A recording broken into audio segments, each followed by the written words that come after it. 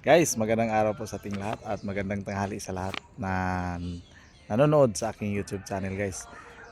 Bago tayo matapos sa isang lugar dito sa Minglanilla, Cebu, guys, ay isang pagkakataon at lugar ang aking napupuntahan dito ngayon sa aking kinatatayuan.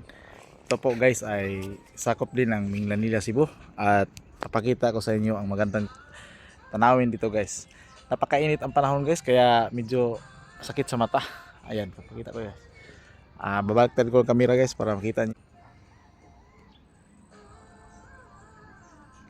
Ayan po, guys, ang ating matatanaw ang mga formation ng mountain formation at saka nilang mountain formation, guys, ay makikita natin yung mga kalods, ang mga bahay dito, mga kabahayan sa baba, at yung simbahan nila doon sa unahan.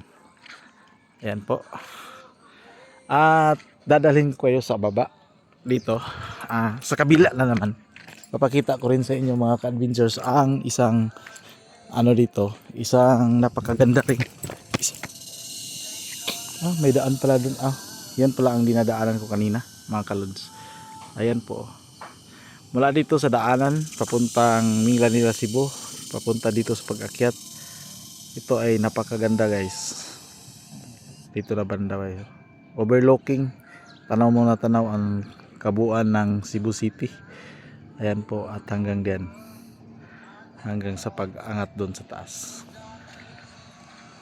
So, guys, kita nyo na ang kagandahan sa aking pinuntahan ngayon sa araw na to.